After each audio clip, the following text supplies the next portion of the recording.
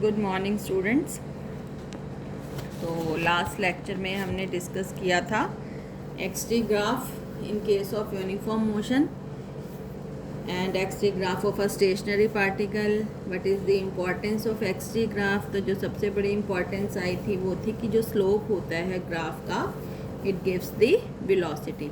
And then we also discussed VT graph in uniform motion. So it was a straight line parallel to time axis, and the importance of VT graph is that area under the VT graph gives the displacement.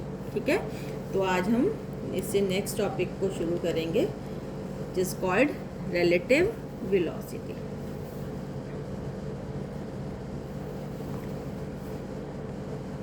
relative velocity.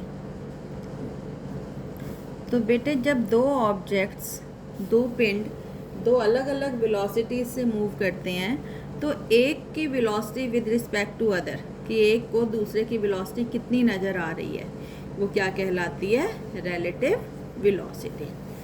तो when two objects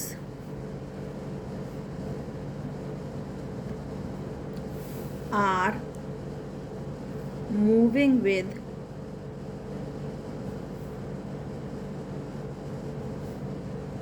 different velocities,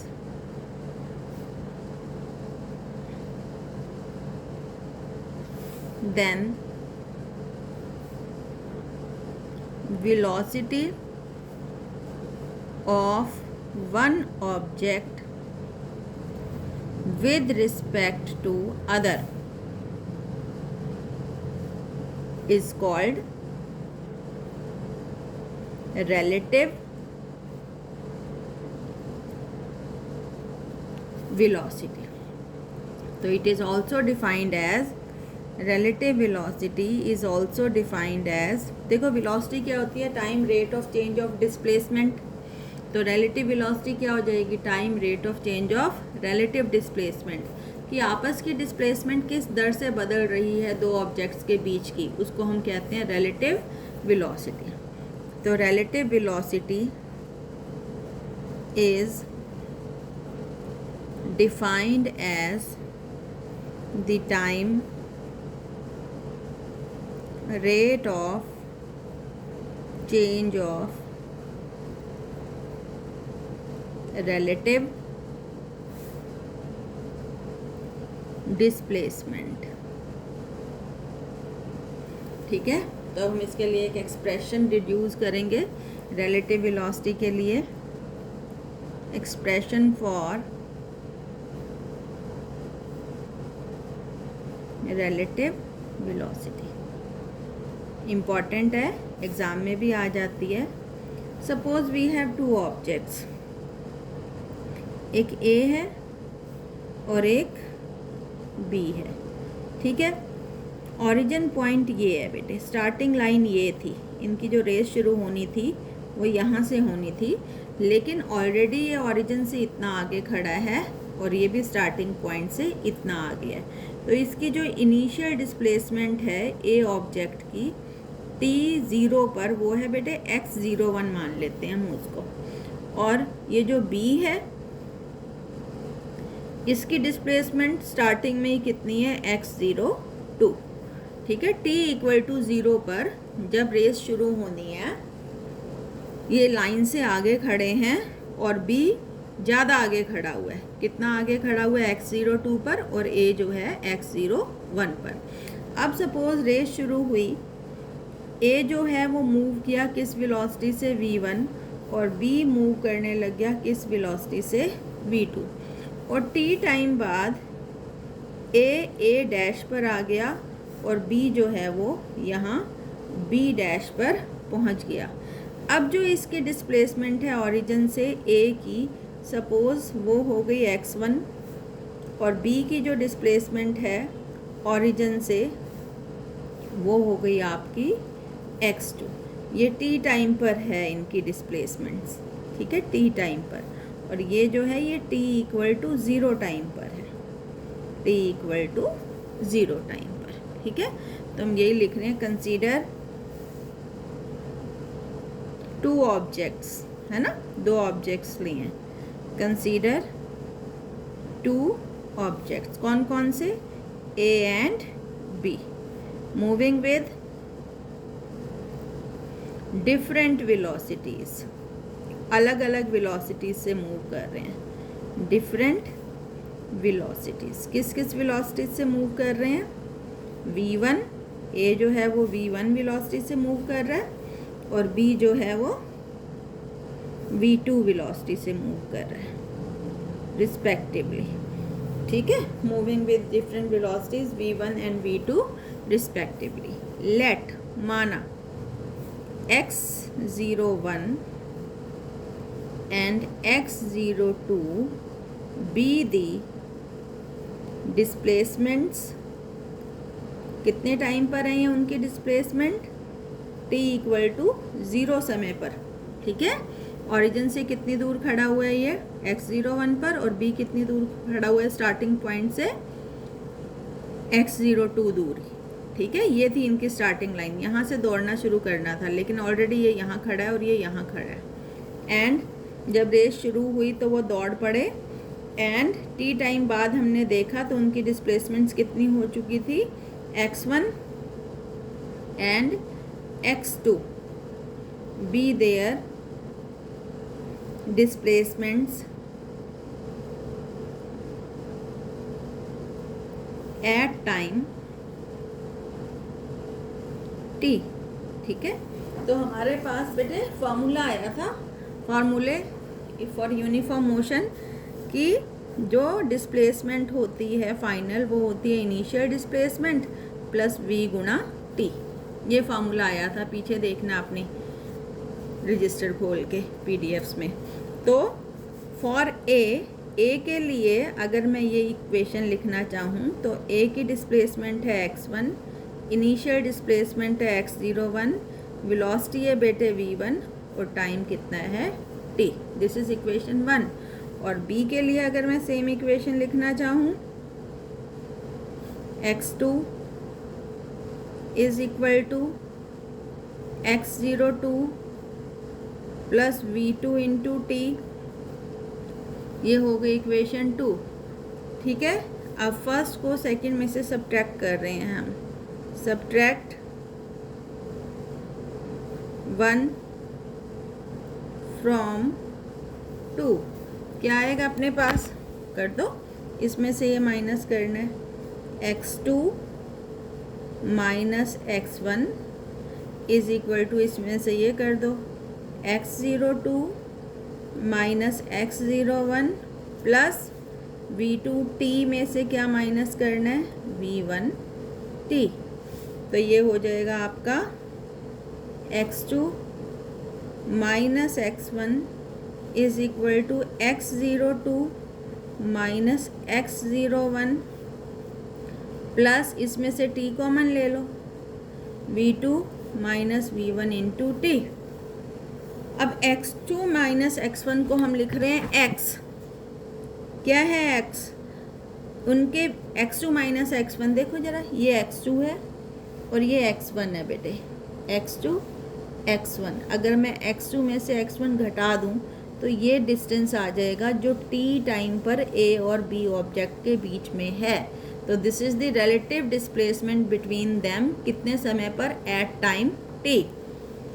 similarly माना x02 minus x01, ये था बेटे x02 b जो खड़ा हुआ था origin से आगे, और ये था आपका x01, ये x02 था, ये x01 था, अगर मैं x02 में से x01 घटा दूं तो ये डिस्टेंस बच रहा है, ये डिस्टेंस जो स्टार्टिंग में इनके बीच था जब ट्रेस शुरू नहीं हुई थी t इक्वल टू 0 टाइम पर, t इक्वल टू 0 टाइम पर भी b a से इतना आगे, देखो इतना आगे खड़ा हुआ था, ये a खड़ा हुआ है, ये b खड़ा हुआ है, तो अगर लाइन ले लें तो इतना आगे, तो x02 minus x01 is x0, उनके बीच की रिलेटिव डिस्प्लेसमेंट जब टाइम 0 था, plus v2 minus v1 into T.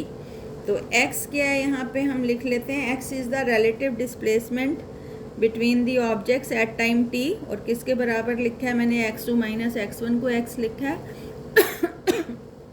और x0 क्या है, उनके टाइम की relative displacement at time t equal to 0। तो यहाँ लिख लेते हैं हम वेयर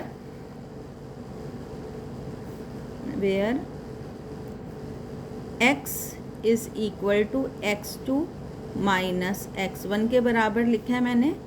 रिलेटिव डिस्प्लेसमेंट है ये, relative displacement between objects at time t पर, और x0 मैंने किसके इक्वल लिखा है वहाँ, x02 minus x01। This is the relative displacement between objects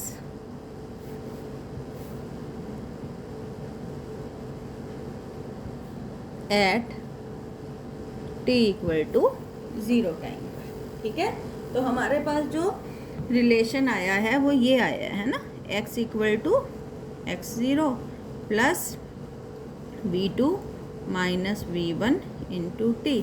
यहाँ ले आओ इसको, x माइनस एक्स नॉट और t को भी यहाँ ले आओ, is equal to v2 minus v1।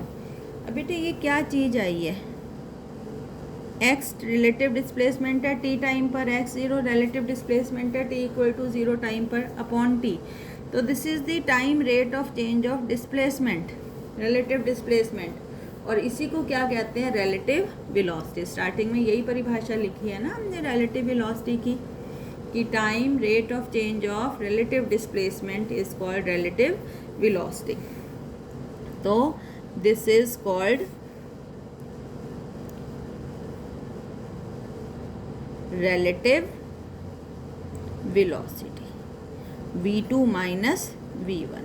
मतलब relative velocity हमने निकाली है अभी ऑफ b ऑब्जेक्ट जो था अपना with respect to a is, इसको हम लिखेंगे v की velocity with respect to a कितनी आई है आपकी, v2 माइनस v1। कि अगर हम b की वेलोसिटी में से a की वेलोसिटी घटा देंगे तो we get the relative velocity of b with respect to a। Similarly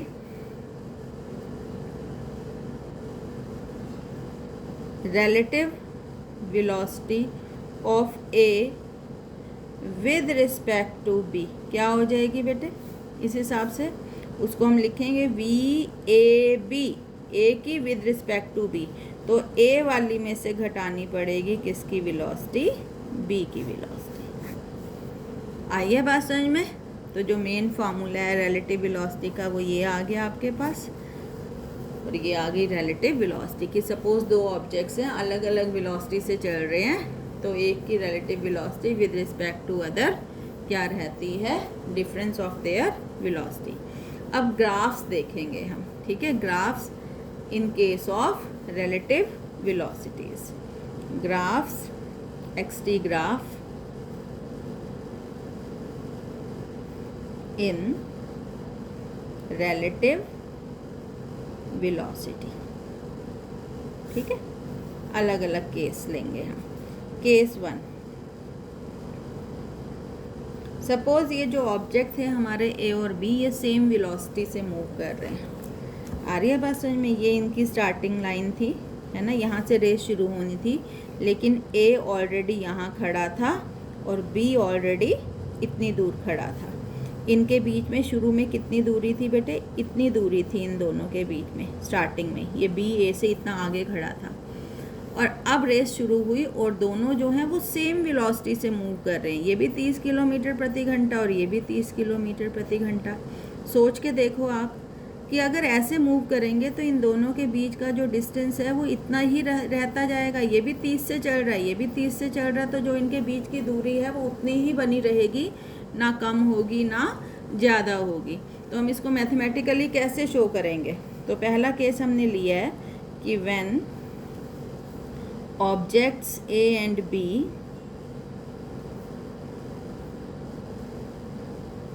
are moving with same velocities.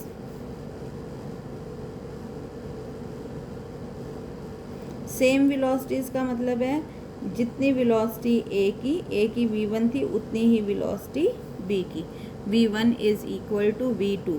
तो आपके पास फार्मूला ये है। अब अगर आप v2 इक्वल टू v1 कर देंगे तो ये क्या हो जाएगा, ज़ीरो। v2 अगर v1 बराबर है तो ये क्या हो जाएगा, ज़ीरो। तो हमारे पास आ जाएगा x minus x not by t is equal to zero. मतलब x minus x not is zero, t इधर जाके गुना हो गया है ना।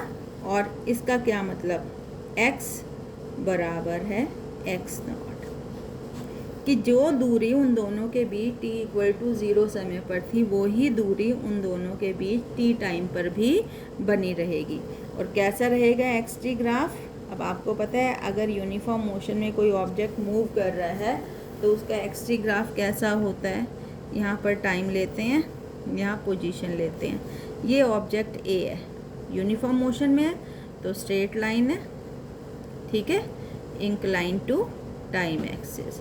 और ये ओरिजिन से ऑलरेडी कितनी दूर खड़ा है, x01। ये b है, b की वेलोसिटी क्योंकि ज़्यादा है मतलब सेम है तो दोनों में पैरेलल लाइंस आएगी। ये होगा आपका x02, ये b का है। t इक्वल टू ज़ीरो, ये t equal to zero time पर इनके बीच में कितनी दूरी थी बेटे, इतनी। तो t टाइम पर सपोज ये t टाइम है, t टाइम पर भी सेम बनी रहेगी, उससे पहले भी सेम बनी रहेगी। तो ग्राफ्स कैसा आएगा, दो पैरेलल लाइन आएगा जिनके बीच की दूरी हमेशा क्या रहेगी, सेम।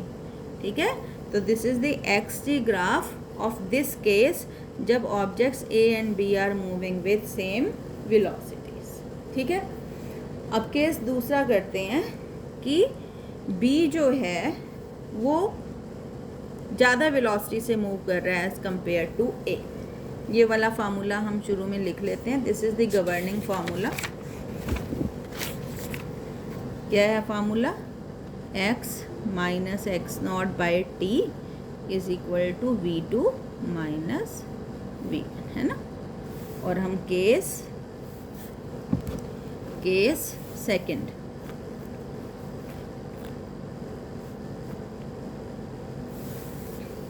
कि व्हेन, दूसरा केस हमने ले लिया when v2 is greater than v1, कि जो b की वेलोसिटी है वो a से ज़्यादा है। That is object b is moving faster, है ना। वेलोसिटी ज़्यादा का यही मतलब है ना कि ज़्यादा जल्दी मूव कर रहा है। Is moving faster than object a। तो अब देखो, आप सोच के बताओ भाई, ये स्टार्टिंग पॉइंट थी, यहाँ से रेस शुरू होनी थी, लेकिन ए ऑलरेडी आगे खड़ा हुआ था और बी और आगे खड़ा था। जब रेस शुरू हुई तो ए दौड़ना शुरू हुआ v1 वेलोसिटी से और बी दौड़ना शुरू हुआ v2। और मैं कह रही हूँ v2 is greater than v1, की बी जो है वो ज़्यादा फास्ट दौड़ रहा है। क्या मतलब, एक तो बी ऑलरेडी ए से आगे खड़ा है, इतना है ना, इतनी दूरी पर है। बी जो है वो ए से इतना आगे खड़ा हुआ है और दौड़ भी फास्ट रहा है। तो क्या होगा बेटे, टाइम के साथ साथ धीरे धीरे इनके बीच का जो डिस्टेंस है वो बढ़ता जाएगा। बी आगे निकलता जाएगा और ए पीछे रह जाएगा। तो जो एक्स टी ग्राफ बनेगा इस केस में,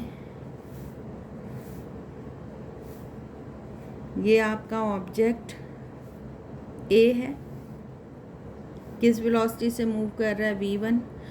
और ऑब्जेक्ट b, अब क्योंकि b की वेलोसिटी ज़्यादा है, जिसकी वेलोसिटी ज़्यादा है उसकी ढलान ज़्यादा बनानी पड़ेगी। तो बना तो मैं ये स्ट्रेट लाइन ही रही हूँ, लेकिन इसकी जो ढलान है इस लाइन की अपेक्षा ज़्यादा है। ये है ऑब्जेक्ट b का ग्राफ। तो देखो क्या हुआ कि t equal to zero time पर इतनी दूरी थी दोनों के बीच में, इतनी। फिर जैसे जैसे टाइम बढ़ता गया दोनों के बीच की जो दूरी है ये बढ़ती जाएगी, क्योंकि b जो है वो a से आगे निकलता जाएगा। It opens up, graph open up होता जाएगा, खुलता जाएगा ग्रेजुअली। ठीक है, और हम यहाँ से कैसे इसको बता सकते हैं कि क्योंकि v2 बड़ा है v1 से, तो ये फैक्टर आएगा पॉजिटिव, ग्रेटर देन 0 आएगा। तो मतलब x minus x not by T जो आएगा वो ग्रेटर देन 0 आएगा। मतलब x जो आएगा वो ग्रेटर देन एक्स नॉट, कि उनके बीच की जो दूरी है t टाइम पर वो ज़्यादा होगी एज़ कम्पेयर टू उनके बीच जो दूरी थी t इक्वल टू 0 टाइम पर। t इक्वल टू 0 टाइम पे इतनी दूरी है, और सपोज इसको मान लो t, और t टाइम पे दूरी इतनी है। द ग्राफ्स, क्या लिखेंगे हम इसको, the graphs opens up gradually, धीरे धीरे जो ग्राफ्स हैं वो खुलते जाएंगे। ठीक है बेटे, तीसरा केस क्या हो सकता है, बताओ आप, तीसरा क्या हो सकता है कि जब v2 कम है और v1 ज़्यादा है, when v1 is greater than v2। ठीक है, दैट इज ऑब्जेक्ट a अब ज़्यादा फास्टर मूव कर रहा है b की अपेक्षा। Object a is moving faster than object b। अब सोच के देखो दोबारा से, ये स्टार्टिंग पॉइंट थी, ये स्टार्टिंग लाइन थी, यहाँ से रेस शुरू होनी थी, लेकिन a इतना आगे खड़ा था ऑलरेडी और b इतना आगे खड़ा हुआ था।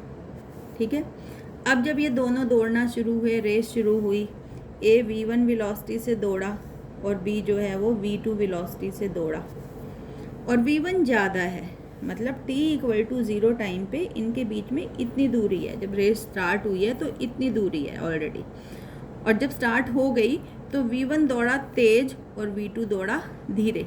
तो क्या होगा, धीरे धीरे a और b के बीच की दूरी कम होती जाएगी, उसके बाद एक पॉइंट पे दोनों मिल जाएंगे, और उसके बाद a जो है वो b से आगे निकल जाएगा, क्योंकि a is moving faster.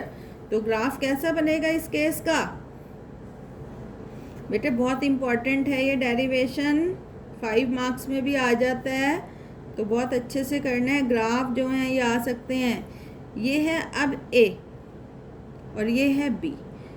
b का अगर हमने ये बनाया है लाइन, b की वेलोसिटी कितनी है v2 और a की वेलोसिटी v1 है, तो a की जो ढलान बनेगी ग्राफ की वो b से ज़्यादा बनानी पड़ेगी। तो b से ज़्यादा अगर आप बनाओगे तो it will be like this. ठीक है, ये है ऑब्जेक्ट a का, ये x01 है, ये आपका x02 है, ये स्टार्टिंग पॉइंट है a का, ये b का, ये ओरिजिन है t के लिए भी और x के लिए भी। तो t इक्वल टू 0 टाइम पे इतनी दूरी थी, लेकिन क्योंकि a पीछे खड़ा है और ज़्यादा जल्दी मूव कर रहा है, तो धीरे धीरे इनके बीच की दूरी कम होती जाएगी। At a point they will meet, एक दूसरे को मिलेंगे, और उसके बाद फिर जो a है b से आगे निकलता जाएगा। ठीक है, तो this is the case when v1 is greater than v2। तो this is the expression for relative velocity and graphs in case of relative velocity. बहुत अच्छे से आपने करने हैं। अब हम बात करते हैं how to determine the relative velocity. Determination of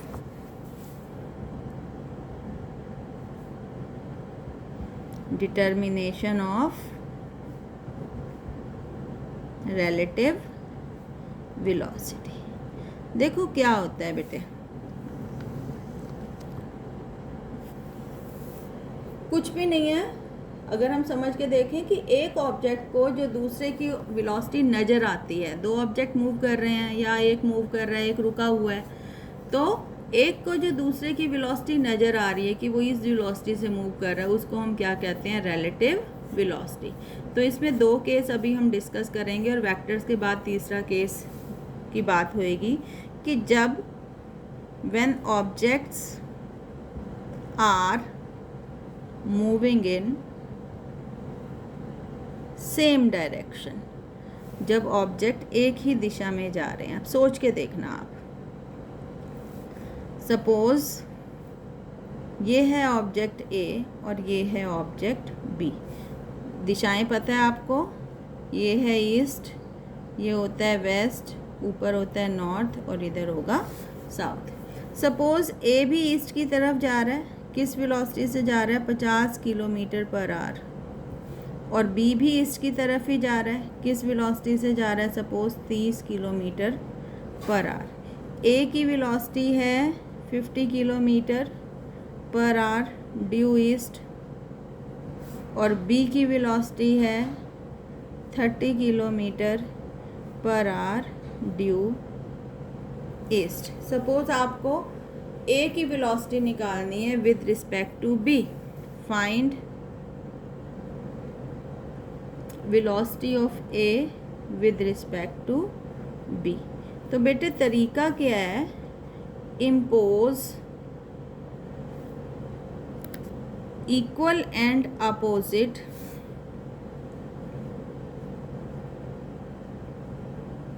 velocity of B with respect to जो भी निकालना होता है उसके बराबर और opposite velocity.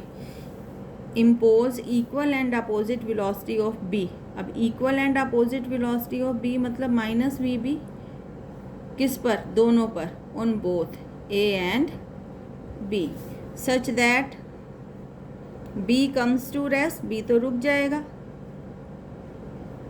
And resultant of V A की दो वेलोसिटीज हो गई, V A and minus we B, gives relative velocity of A with respect to B। क्या मतलब? रट्टा नहीं मारना है इसको, देखो समझो कि B के बराबर और इक्वल वेलोसिटी दोनों पे लगा दो। अब B के बराबर और equal 30 kilometre per our east थी ना, तो बराबर होएगी 30 किलोमीटर पर आवर और अपोजिट होएगी वेस्ट। सपोज एक ऑब्जेक्ट था, उस पर दो वेलोसिटी लगा दी, 30 किलोमीटर पर आवर ईस्ट और 30 किलोमीटर पर आवर वेस्ट, तो वो तो चलेगा ही नहीं, है ना। रिजल्टेंट क्या हो गया? 0। ये जो ऑब्जेक्ट था ये 50 किलोमीटर पर आवर की रफ्तार से ईस्ट पे जा रहा था और इस पे आपने 30 किलोमीटर पर आवर की रफ्तार वेस्ट और लगा दी। कितनी बची इसकी? अपोजिट डायरेक्शन है ना, 50 इस तरफ और 30 इस तरफ, कितनी बची? 20 किस तरफ? ईस्ट की तरफ। तो relative velocity of A with respect to B क्या आएगी? 20 kilometre per hour due east. अब वैसे सोच के देखो, छोड़ो इसको, रट्टा नहीं मारना है, इस चीज़ को सोचो। ये आप हो, ये आपका फ्रेंड है, ये गाड़ी में है, आप भी गाड़ी में हो, ये जा रहा है 50 किलोमीटर पर आवर, मतलब 1 घंटे में ये 50 किलोमीटर तय कर रहा है और आप 1 घंटे में कितना तय कर रहे हो? 30 किलोमीटर पर आवर। ठीक है, आप दोनों ने एक ही टाइम पे शुरू किया, 1 घंटे बाद ये कितनी दूर पहुंच गया होगा? 50 किलोमीटर, और आप कितनी दूर पहुंचे होगे? 30 किलोमीटर। तो वो आपका फ्रेंड आपको कितनी दूर लग रहा है? आपसे 20 किलोमीटर, आपसे 20 किलोमीटर दूर लग रहा है ईस्ट की तरफ। तो this is the relative velocity of A with respect to B. और आपके फ्रेंड को आप, ये जो बंदा है इसको आप कहाँ नज़र आ रहे हो? 1 घंटे बाद ये तो यहाँ पहुँच गया 50 किलोमीटर और आप यहाँ पहुँचे हो 30 किलोमीटर। तो इसको लगा है कि 1 घंटे में आप 20 किलोमीटर प्रति आवर की रफ्तार से पीछे चले गए हो वेस्ट की तरफ, क्योंकि आपका स्टार्टिंग पॉइंट तो दोनों का क्या था? सेम था ना। तो it is 20 kilometre per hour due west. ठीक है। और दूसरा केस, व्हेन टू ऑब्जेक्ट्स, मतलब इस केस में मोटी सी बात है, मोटा सा फार्मूला है कि ए की with respect to B V B minus V A करके आएगी और बी की with respect to A V A minus we B करके आएगी। ठीक है, गलत लिख दिया, this is B A and this is A B, यहाँ लिख लो। v की विद रिस्पेक्ट टू a आएगी, b वाली में से a घटाना पड़ेगा, और जब a की विद रिस्पेक्ट टू b निकालेंगे तो a वाली में से b घटाना पड़ेगा। और जब objects are in same direction, ये सेम में था, opposite, when objects are moving in opposite direction, तो सिंपली कैसे निकलेगी सोच के देखो। ये ए है, ये यहाँ जा रहा था 50 किलोमीटर पर आवर, और ये बी है,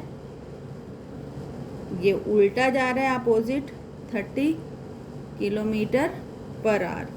तो 1 घंटे, ये यहाँ से स्टार्ट हुए बेटे, 1 घंटे बाद ये 50 यहाँ पहुँच गया और 1 घंटे बाद ये 30 यहाँ पहुँच गया। तो दोनों के बीच में दूरी कितनी हो गई? 80। 1 घंटे बाद इसको लगेगा कि ये 80 किलोमीटर वेस्ट चला गया, और इसको लगेगा कि ये 80 किलोमीटर किस तरफ चला गया? ईस्ट। तो इस केस में जो रिलेटिव वेलोसिटी होगी ऐड करके निकलेगी, ठीक है? चाहे बी की ए निकालोगे, चाहे ए की बी निकालोगे। सीधी सी बात है कि अगर दो ऑब्जेक्ट मूव कर रहे हैं अलग अलग वेलोसिटी से, तो एक को दूसरे की वेलोसिटी कितनी नज़र आती है? वो क्या कहलाती है? Relative velocity. एक तीसरा केस भी बनता है कि जब अलग अलग एंगल पे जा रहे हैं, कि माना ए ऐसे जा रहा है और बी ऐसे जा रहा है ना, ज़रूरी थोड़ी ना अपोजिट और सेम में जाएंगे, ऐसे भी तो जा सकते हैं। तो उसके लिए हमें वेक्टर्स का जो है वो कंसेप्ट देखना पड़ेगा। मैं वेक्टर्स के लेक्चर पहले भी दे चुकी हूँ, तो जब वेक्टर्स हम डिस्कस करेंगे इसको हम वहाँ डिस्कस करेंगे। क्लियर है बेटे? तो ये आज का चैप्टर था रिलेटिव वेलोसिटी, इसको अच्छे से करना। यहाँ पर आपका जो सेकेंड यूनिट है इसका फर्स्ट चैप्टर ख़त्म होता है। कल हम शुरू करेंगे यूनिफॉर्मली एक्सीलरेटेड मोशन। अब मुझे लगता है आप यूज़ टू भी हो गए हो, पढ़ाई करने लग गए हो, समझ में आने लग गया है। तो हम थोड़ा सा अपने लेक्चर्स डालने की स्पीड बढ़ाएंगे ताकि सिलेबस टाइमली ख़त्म हो। ठीक है? Okay, thank you.